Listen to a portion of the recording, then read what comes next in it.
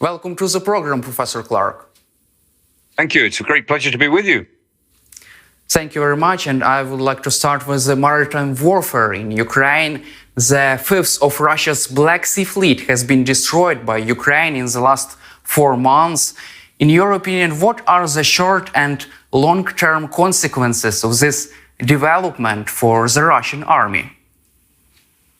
The short-term consequences are that the Russia's Black Sea Fleet cannot now safely go into the western part of the Black Sea, anywhere west of Crimea. And in effect, Sevastopol, the great base of the Russian Black Sea Fleet, is now non-viable for most of the fleet. And that's where most of the ship repair has also taken place. And so the short-term consequence is that the Black Sea Fleet is ejected from the western part of the Black Sea, and Crimea is not the sort of naval base, or is not able to support the sort of naval bases either in the southwest or the southeast of the peninsula, which it did before. And so this, as we keep saying, this is a victory for the Ukrainian forces Ukraine doesn't have a navy, doesn't have a navy other than a small patrol boat navy against a major naval power. And it has created that victory against the Black Sea Fleet. Now, that's a great tactical victory. Strategically, more importantly, it means that Ukraine has got a good chance now of keeping open a corridor for trade from Odessa and Chernomorsk and the big ports on the near Odessa on the southwest coast of Ukraine, to keep a corridor, a maritime corridor about 100 miles wide, all the way down the coast of Ukraine and Romania to the Bosphorus. And that has eased the pressure on imports and exports moving out of Ukraine.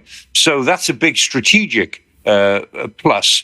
And the second element, I suppose, is part of the tactical issue as well. It helps Ukraine to keep Crimea under pressure, because the first big strategic requirement for Ukraine, obviously the biggest strategic requirement, is to liberate all the territories conquered by Russia since 2014. That's a tall order, but I believe it will happen eventually. But the most immediate strategic requirement is to put Crimea under pressure, because that has a big effect on Russia's ability to supply its forces across the land bridge between Donbass and Crimea. It is a big strategic loss for the Russians, and particularly for Putin personally, who's invested so much in the seizure of Crimea since 2014. And it also, as it were, will have a big effect on Russian public opinion, showing that this war, far from enlarging Russian territory a little bit by taking the Donbass and a little bit more, has actually resulted in the reduction of the territory that Russia controlled before February the 24th, 2022. Ukraine has successfully hit Russia's big landing ship Novocherkassk with British Storm Shadow cruise missile. Why is Russia's Black Sea Fleet so vulnerable for such British cruise missiles? Well, I think there are several reasons for it. One is that the Storm Shadow, or the French Scalp, is the same missile. If they're used properly, are very hard to defend against, because they're very powerful, they're fast, and they pack a very big punch. And I think Russia's Black Sea Fleet needs a better defensive suite than it has had. I think when they lost the Moskva in April 2022, the issue there was as much bad command as it was bad defense. Now, the Russians have learned some of the lessons, but not all of them. And they've lost 3 of these Raputia-class landing ships, which are very important, not just as landing ships, but also as vessels which do a lot of transport. They're the workhorse of the Black Sea Fleet, and they've lost 3 of them in the last year. And I mean, all vessels, all naval vessels are vulnerable to heavy missiles if the missiles can get close enough. And if more than one Storm Shadow is used with what's called the MALD missile, which is a very small decoy missile, which flies high above it. And the MALD missile has the ability to make itself look like several missiles or several aircraft, and it can confuse a defense. And it is generally believed that Storm Shadow, when it's been used, has been used in conjunction with MALD missiles, which makes them very difficult to defend against. They can be defended against, but the Russians haven't got the measure of them yet. They will eventually, and I think Ukraine needs the Taurus missile, which Germany hasn't supplied. Taurus is a longer range and can be heavier than Storm Shadow. I believe that Germany will supply Taurus missiles to Ukraine, though I wish it already had, since it would have made a difference if Ukraine had had them 6 months ago. How long would it take for Russia to replace destroyed warships and lost military personnel in the Black Sea? Well, it can build up its Black Sea fleet again quite quickly if it were allowed to reinforce from its large Pacific fleet or its northern fleet. But of course, it can't do that because Turkey is looking after, or Turkey controls the Straits, the Bosphorus, and it is sticking to the terms of the 1936 Montreux Convention, which says that Turkey has the right to prevent warships from any belligerent nation traveling in or out of the Black Sea. And what Turkey has said consistently since the beginning of this war is that any warships may leave the Black Sea, that is, Ukrainian or Russian warships could leave the Black Sea, but no Russian or Ukrainian warships, if it mattered, if there were Ukrainian warships in the Mediterranean, will be allowed into the Black Sea.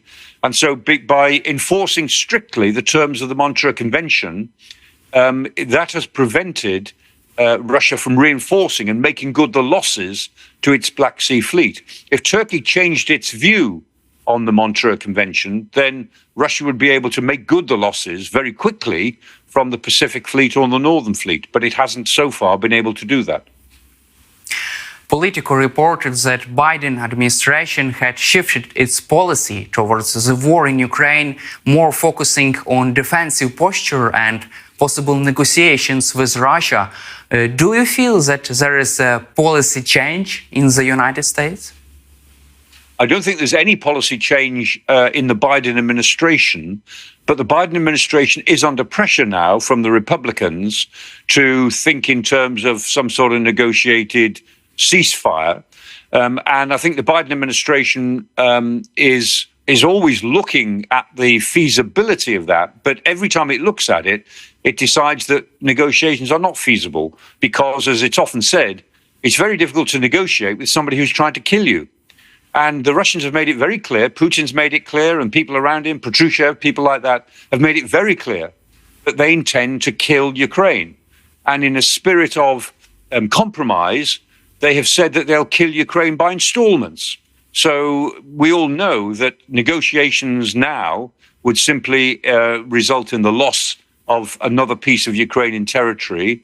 And the aim of Russia is to make what's left of Ukraine non-viable.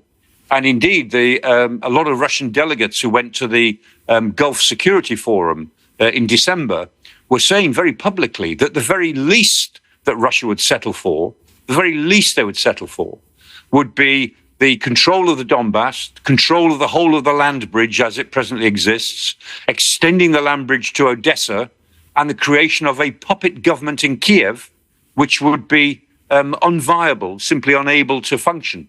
That's the least of what Russia says it wants to achieve by way of negotiation. So negotiation is not a feasible possibility when Russia is committed to the destruction of a neighboring state.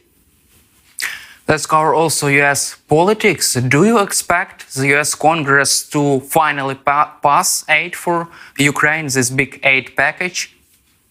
Yeah, the aid package is $61 billion for Ukraine. It's 110 billion in total for Ukraine, for Gaza, for Taiwan, and one or two other things. I think I have to say that now seems to be in doubt. I suspect that some parts of that aid package may still be okay, that the United States may pass a smaller version of that package for Ukraine, but it will be a difficult job to get it through. In December, it looked as if they would eventually get the package through. Now it's not so clear because the Republicans are in the ascendant And although most of the Republican Party support aid to Ukraine, a significant minority, about a third of Republican senators and House representatives, vehemently oppose it for all sorts of, I think, rather strange and illogical reasons. But in opposing it, they have effectively a veto over it. And so I think that attention will shift to the ability of the European Union to provide 50 billion euros, which the European Union intends to do, regardless of the opposition of President Orban of Hungary, Prime Minister Orban in Hungary. And again, I think that the EU aid will actually be in installments. I suspect that they won't be able to get all 50 billion euros agreed, but they will agree enough of it in tranches, which is not very satisfactory for Ukraine, but it may be the best that is on offer for the next 2 to 3 months. But would Europe be able to compensate Ukraine a lack of the US support? Only in the short term. The fact is that Ukraine will find it very difficult to carry on the war at this level unless the US remains committed to the same degree.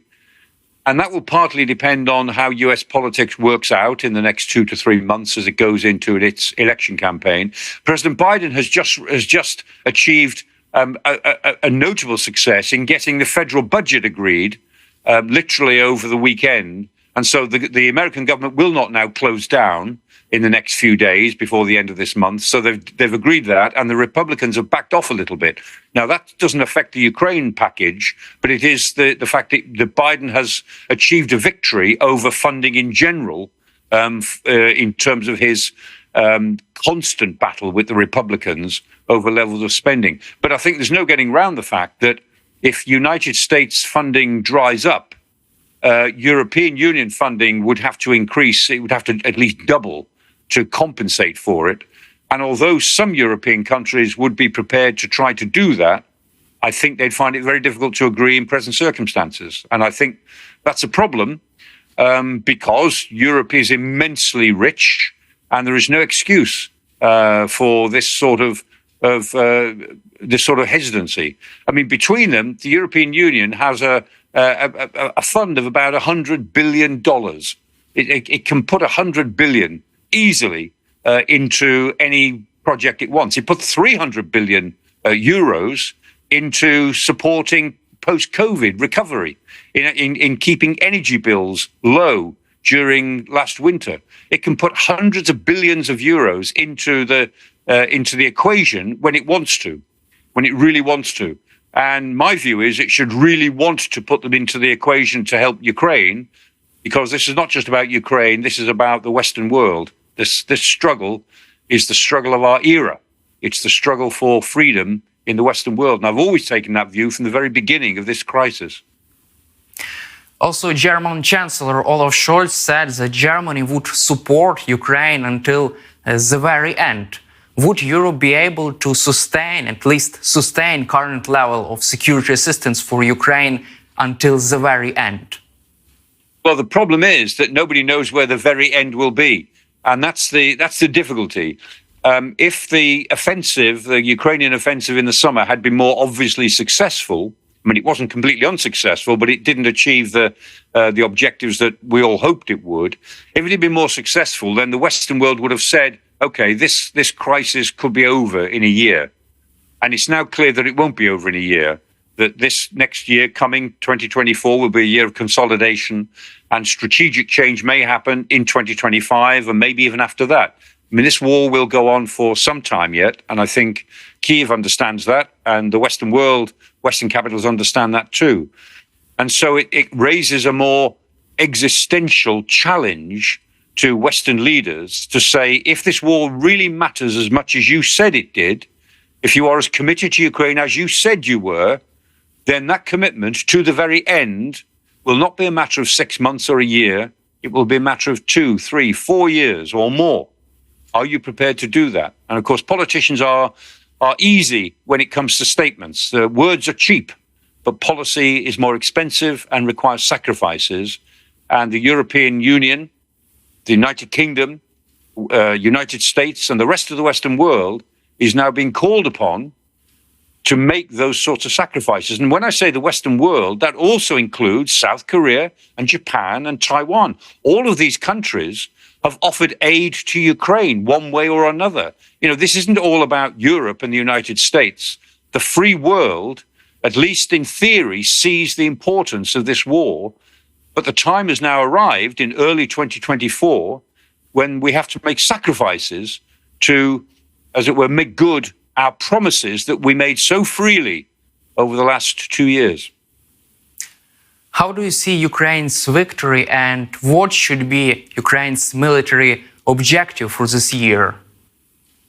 Well, I think there are three things that Ukraine can logically aim for in ascending order. The first aim is to isolate Crimea and to, as we said early on in this discussion, to make Crimea non-viable for the Russian military and also make it very uncomfortable for the 800,000 Russians who presently live in Crimea. Those who've been moved in a colonial fashion, who've been deliberately, as it were, lured into a very attractive place to live on the assumption it will be forever Russian, they will feel uncomfortable if Crimea can be isolated as it can in the two, as it were, the two land slivers, the slivers of land to the northwest and the northeast that link it to the rest of Ukraine, and of course the Kerch Strait. It's relatively easy to insulate Crimea and to make it very uncomfortable for the residents and too dangerous for the Russian military to use. That's one clear strategic objective, and I believe that Ukraine might achieve that during 2024. That's plausible. The second, more ambitious objective is to push Russian forces back to where they were before the 24th of February 2022, to recover all the territory that's been lost in this latest second big war that Russia has launched against Ukraine. And that would represent the failure of Putin's imperialist adventure. And it would be a failure that he and Russia have paid very, very highly for. And that would be a very big plus. It wouldn't give Ukraine all it wants, but it would certainly mark the failure of Russian policy, the failure of Putin. And whatever happens in Russia because of that would then be not our problem. That's the Russians' problem. You know, if Putin survives it, well, he survives it. If he doesn't survive it, he doesn't survive it. We should not let our policy in the West be dictated by our fear of what will happen in Russia. So that's the second objective, to recover all the territory lost since 2022. And of course, the third objective, of course, is to get back all of the territory that has been lost since 2014 and to restore Ukraine to its rightful borders of 1991, when the new independent Ukraine was established and recognized in international law and at the United Nations and so on. So that would be the third, final objective in military terms. That would still leave a difficult issue over Crimea, over the ownership of Crimea and the future of Crimea, but that's politically a technical problem, and that can be put to long-term international discussion. But from the point of view of physical control, if Ukraine recovers the physical control of all of its borders back to 1991, then I think the Western world would feel very satisfied with that, however many loose ends that created. And of course, there's then a big reconstruction job to do. And for that, I think we are looking at the reserves, the $300 billion worth of frozen Russian reserves in the rest of the world. That ought to be allocated, with all the difficulties that would pose, but that should be allocated to the rebuilding of Ukraine. And then we'll see what else can be provided. But also, Ukraine is a modern European country. It's got a great deal of potential, and it is in the economic interests of the Western world to actually help Ukraine realize that potential. It will be once the fighting stops, Ukraine will be a great investment opportunity for entrepreneurs throughout the Western world, but particularly in Western Europe, to actually make money and help Ukraine to fulfill its destiny of being a big, important West European state alongside the rest of our European family. Russia also has faced strikes on military targets in Belgorod region. In your opinion, could such military strikes on military targets inside Russia bring the end of the war closer? No, I mean, on this one, I disagree with Kyiv's policy here. on the assumption that Kiev is behind these strikes, and it usually doesn't claim responsibility, but we all believe that it is, and it's Ukraine's the GUR and Mr. Budanov, who's very inventive, we think is behind most of these things. I worry about this, not because I don't believe that Belgorod deserves to be hit, because it is war, and the Russians are indiscriminately targeting Ukrainian civilian areas. That's not my problem with it. It's not a moral problem that I have. It's a political problem. I think that Ukraine is playing with fire in striking Russian targets inside Russia. And the reason I think it's playing with fire is because it creates a moral equivalence between what the Russians are doing and what Ukraine is doing.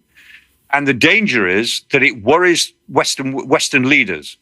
It seems to confirm Putin's narrative to his own people that Russia is under attack from the West, that the Ukrainians are attacking us because the West tells them to.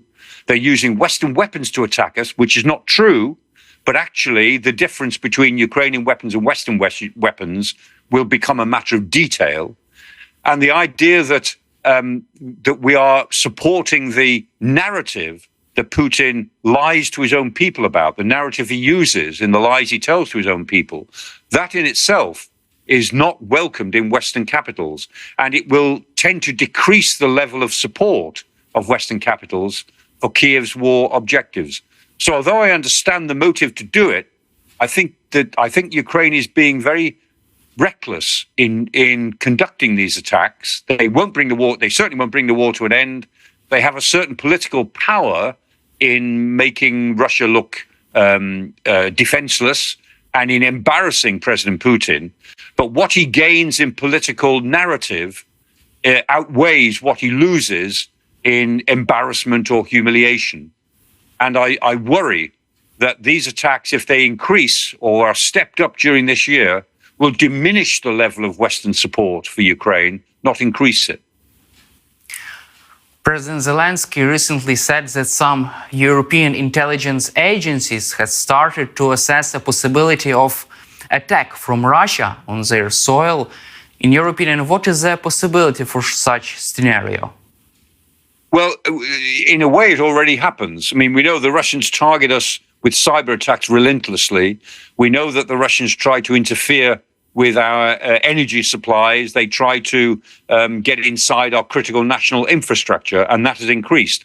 The idea of a direct military attack on a NATO country is not credible at the moment. But of course, I mean, in the Baltic states, Estonia, Latvia, Lithuania, they are very conscious of this possibility, particularly Latvia and Estonia, because they have significant Russian minorities in their territories and they can be agitated. More likely is an attack in Moldova or a crisis in Moldova created by the Transnistrian Republic, another breakaway republic like the so-called Luhansk and Donetsk People's Republics. And if the Transnistrians created an uprising, it is plausible that the Russians would intervene to try to bring Moldova into its own orbit, which would be strategically quite useful for Russia. And we did think at the beginning of the war, when Russian forces were moving westwards towards Odessa, that would be part of the strategy. But given that they didn't get past, they didn't get to Odessa, and they didn't get past Mykolaiv, then that has gone on to the back burner. But I think it is credible that the Russians will continue to try to disrupt the societies. They will try to interfere in the elections that are scheduled in many Western countries this year. They are trying to disrupt our critical infrastructure. They are always trying to cyber attack us. And it's plausible that Russian forces may try to destabilize Moldova, to use forces in the Western Balkans, where a crisis has been exacerbated by Russian behavior between Serbia and Bosnia. And those issues are a matter of great concern to Western intelligence agencies, and they look at it very carefully. And my last question for you. Recently, Russian missiles entered Polish airspace and then went into Ukraine. This information was confirmed by the Polish army. Was it an accident or a kind of signal from the Kremlin? I'm not sure if I don't think it was an accident in the same way that missiles have flown over Moldova and Romania on their way to bomb Ukraine from bases in the Black Sea in the past. I mean, the Russians know the tracks of their missiles, and the missiles don't go that badly off track normally.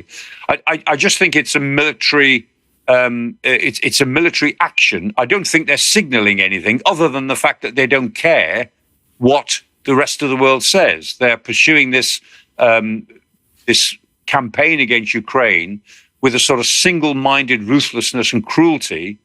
And I don't think they're being very subtle in the messages that they send to everybody else. After all, night after night on mainstream Russian state-controlled TV, they threaten to drop nuclear bombs all over Western Europe. They threaten to annihilate the United Kingdom because they regard us as one of the prime backers of Ukraine, which indeed we are. They threaten to use their nuclear torpedoes, their Poseidon torpedo, to create great tidal waves that will sweep over the whole of the British Isles and Ireland, incidentally, as well, and bury the whole country.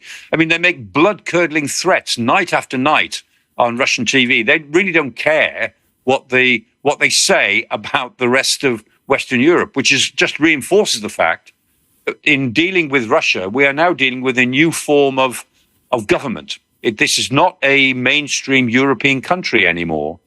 We hope it will be in the future, as it has been in the past. Russia is a great and important country in European culture.